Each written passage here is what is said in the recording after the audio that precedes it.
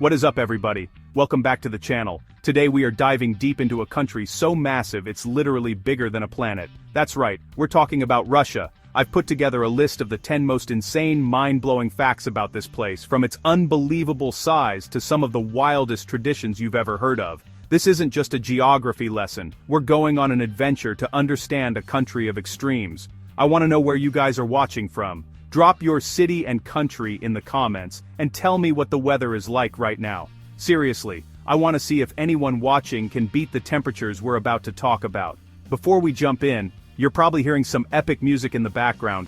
That's all from the YouTube studio library, and I need your help. As you're watching, if you hear a music change or a sound effect that you think is perfectly timed, let me know the timestamp in the comments.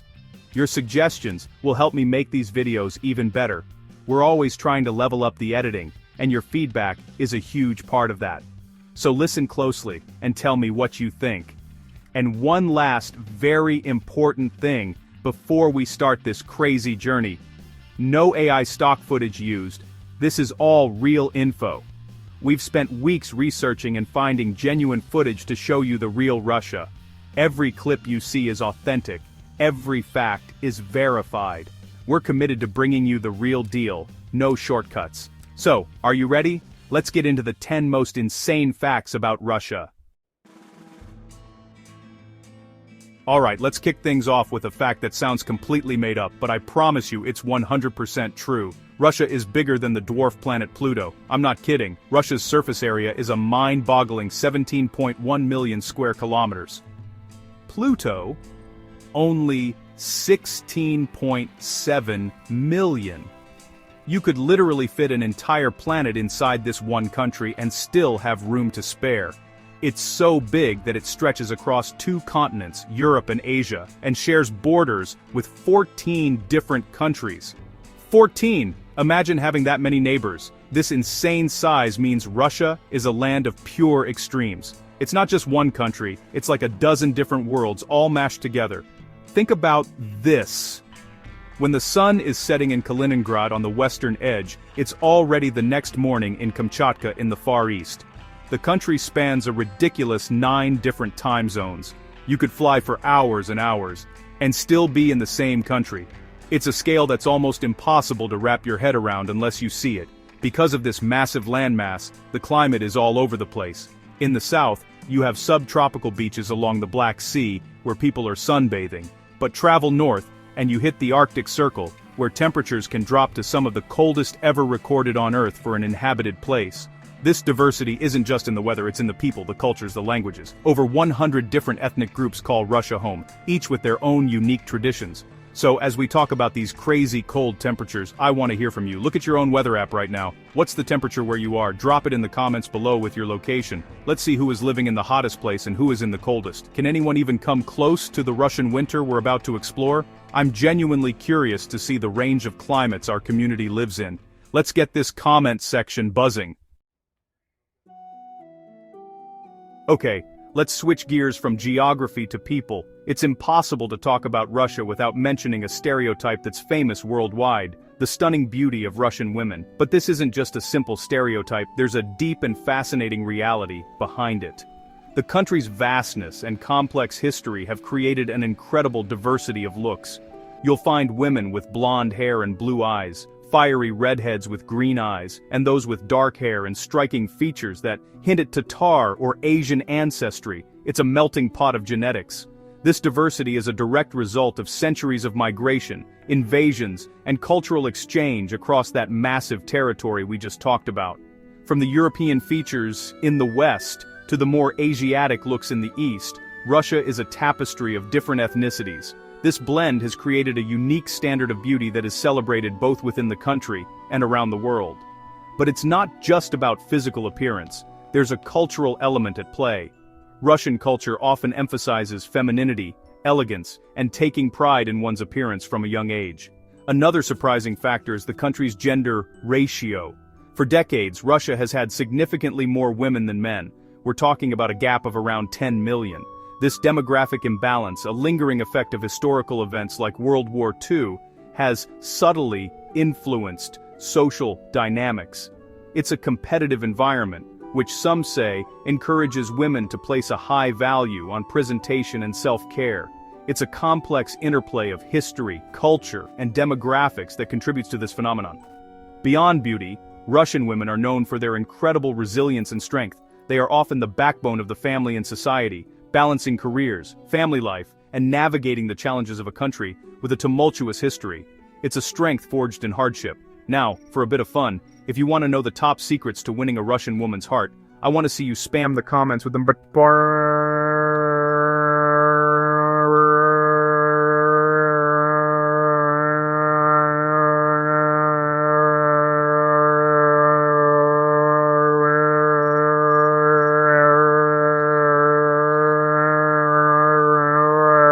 Comments. Maybe we'll make a follow-up video on that. Let me know. Now we're going way off the grid, deep into the Siberian tundra, to meet one of the most resilient groups of people on the planet, the Nenets. These are Russia's last true reindeer nomads. For over 1,000 years, they have lived a life that is completely intertwined with the Arctic environment. Their entire existence revolves around the annual migration of their massive reindeer herds, a journey that covers over 1,000 kilometers of frozen, unforgiving landscape. This isn't a lifestyle choice, it's a sacred tradition passed down through generations.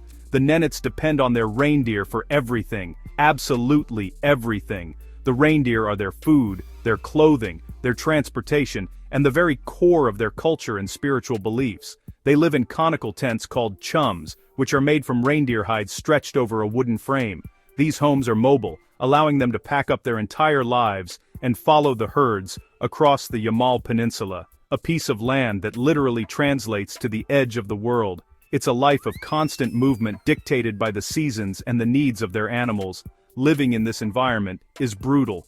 In winter, temperatures can plummet to -50 degrees Celsius or -58 Fahrenheit. They face relentless winds, blinding snowstorms, and the constant threat of the cold. Yet, the Nenets have adapted in ways that are hard to comprehend. Their clothing, made of multiple layers of reindeer fur, is so effective that they can survive in conditions that would be lethal to anyone else. They have an intimate knowledge of the land that has been passed down orally for centuries. But today, their ancient way of life is facing modern threats. Climate change is altering the migration routes, and the expansion of natural gas drilling in the region is encroaching on their ancestral lands. The younger generations are also being drawn to the comforts of city life, creating a risk that this incredible culture could fade away. The survival of the Nenets is a powerful story of human endurance against both the harshest elements of nature and the relentless march of the modern world. If you thought the Nenets' life was cold, let's travel to the coldest city on Earth, Yakutsk. This isn't a small outpost, it's a major city, the capital of the Sakha Republic in Siberia, with a population of over 300,000 people, and in the winter the average temperature is around -40 degrees Celsius or Fahrenheit. They're the same at that point. It gets so cold that you can't wear glasses outside because the metal will freeze to your face. It's a level of cold that dictates every single aspect of daily life. So how do people even live here? Everything is built differently. Buildings can't be constructed directly on the ground, because the heat from the building would melt the permafrost, the permanently frozen soil, and the entire structure would collapse. Instead, all the buildings are raised up on concrete stilts, sometimes 15 meters high, allowing cold air to circulate underneath and keep the ground frozen solid. All the pipes for water, sewage, and heating run above ground, wrapped in thick insulation, creating a kind of bizarre, industrial-looking cityscape. Daily routines are a constant battle against the cold.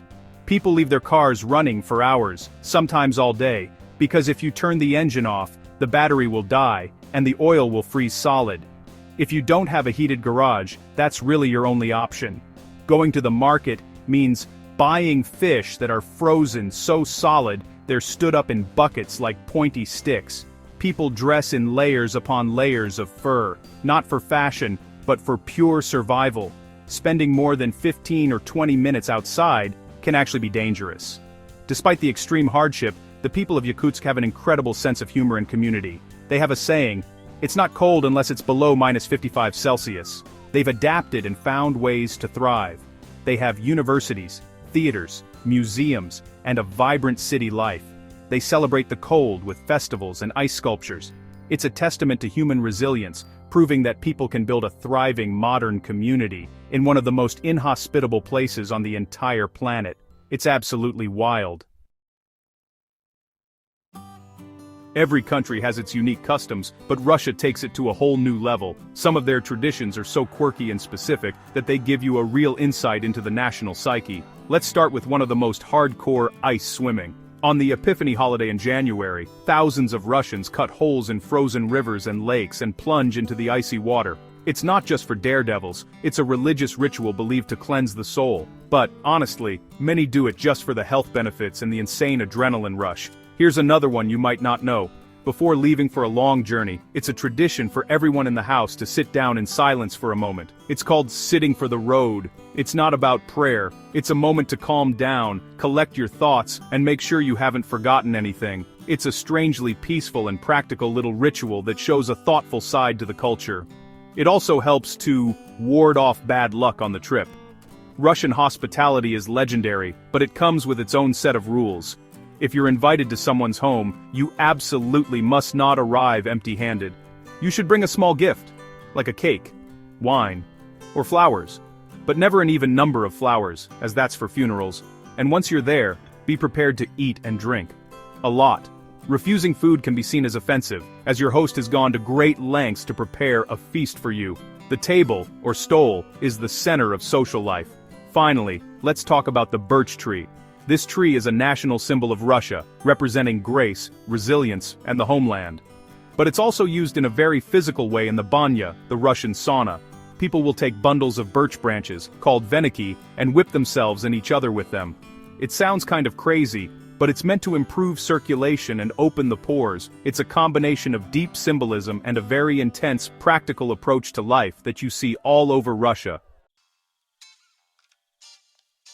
When you live in a country that is one of the world's biggest producers of oil and natural gas, your relationship with energy is a little different. In Russia, especially outside the major cities, fuel isn't just a commodity, it's a lifeline. And, one of the first things you notice is the reliability of gas stations. In a country with vast, empty stretches of highway, running out of fuel can be a life-threatening situation, especially in winter. So, gas stations are plentiful, and seen as essential infrastructure like hospitals or schools. But it's not just about gasoline.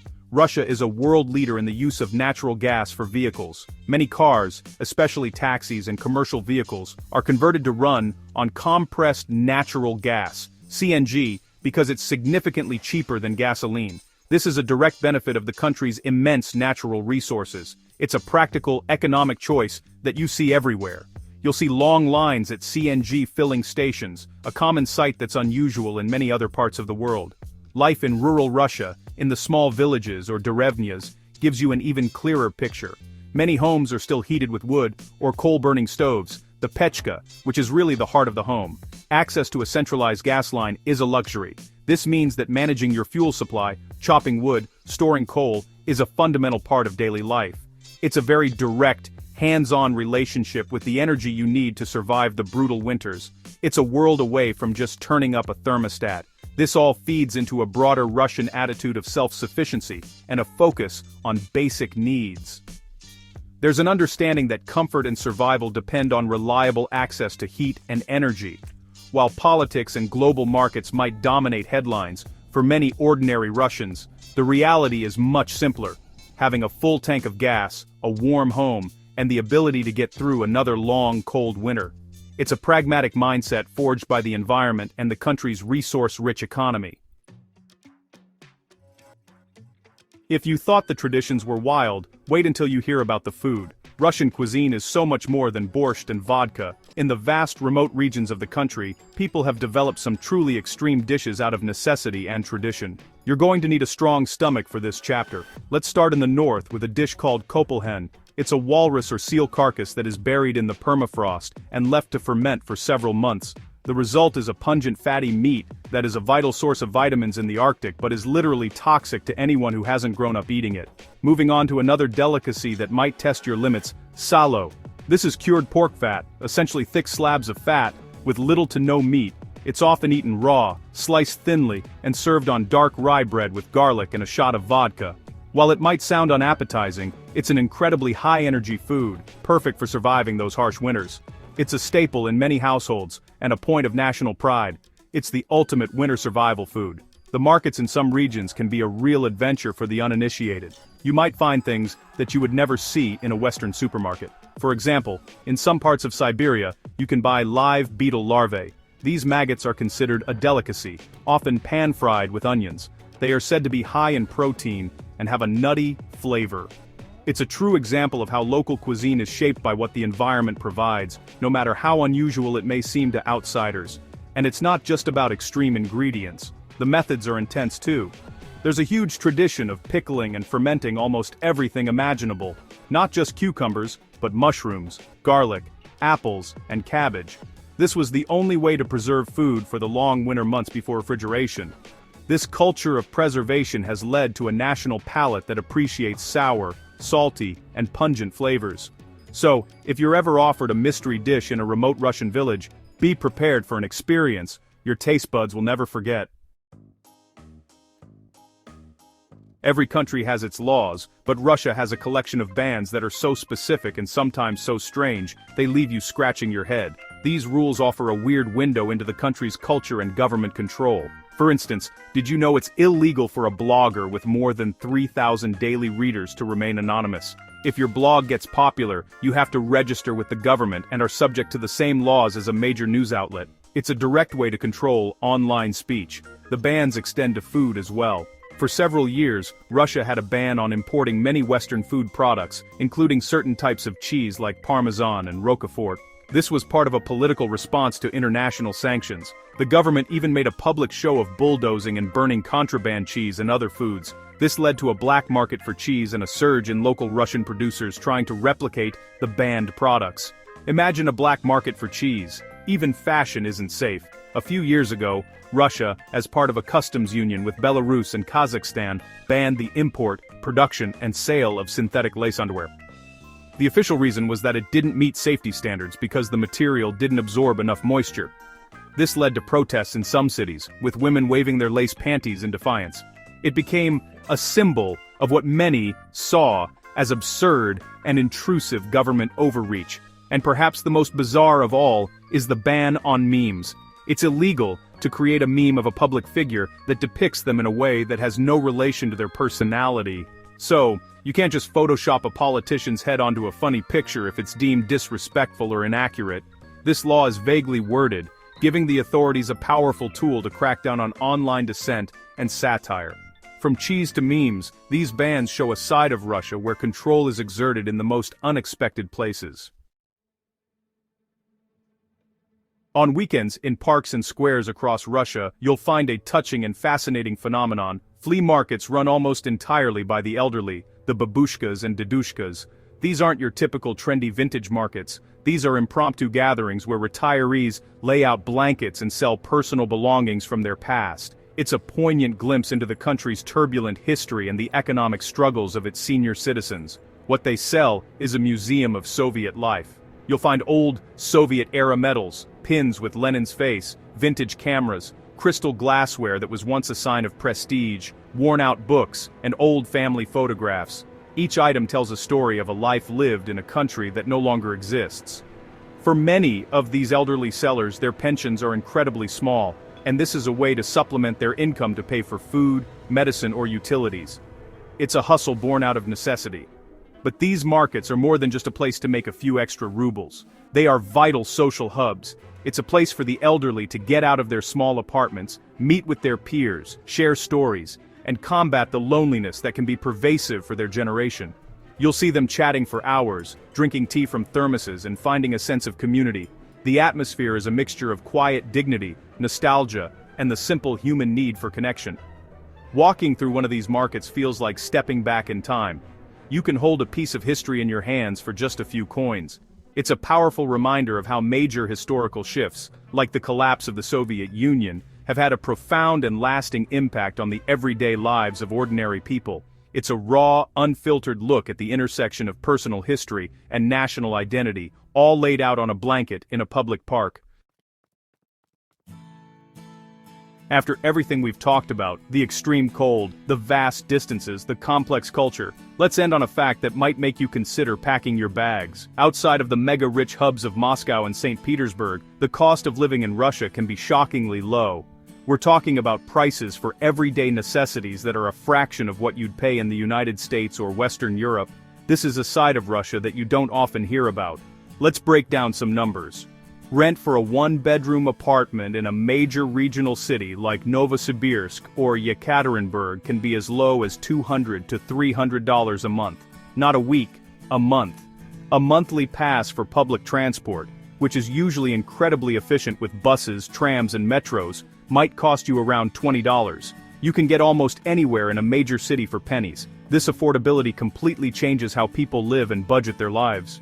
Groceries are another area where the costs are jaw-droppingly low. You can fill a shopping cart with fresh produce from the market, bread, dairy, and meat for a fraction of what it would cost elsewhere.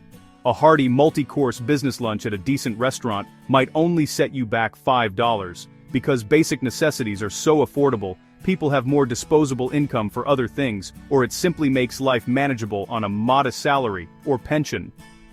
Of course, this comes with a trade-off. Salaries are generally lower than in the West, and access to certain luxury goods and services can be limited or more expensive. But for the core essentials of life, housing, food, and transportation, Russia offers a level of affordability that is hard to believe. It's a crucial piece of the puzzle to understanding everyday life for millions of Russians, proving that a country's reality is always more complex and surprising than you think. And that's a wrap. 10 of the most insane facts about Russia, a country of unbelievable scale and contrast, from being bigger than Pluto to its surprisingly low cost of living. I hope this journey gave you a new perspective on this incredible place. Thank you so much for watching, and for being a part of this community. We spent a ton of time putting this together, and seeing you guys engage makes it all worth it. I really appreciate every single one of you. Now, I want to hear from you. Don't forget to go down to the comments and tell me where you're watching from and what the weather is like. I'm still waiting to see if anyone can beat those Yakutsk temperatures. And more importantly, which of these 10 facts surprised you the most? Was it the cheese black market, the reindeer nomads, or something else entirely? Let me know in the comments below. I'll be reading through as many as I can. If you enjoyed this video and want to see more deep dives into fascinating places, do me a huge favor and hit that like button and subscribe to the channel if you haven't already. And please, suggest a timestamp for your favorite music cue from YouTube Studio in this video. Your feedback helps us level up our editing for the next one. And just one last time to be crystal clear, no AI stock footage, just real stories. Thanks again for watching, and I'll see you in the next video.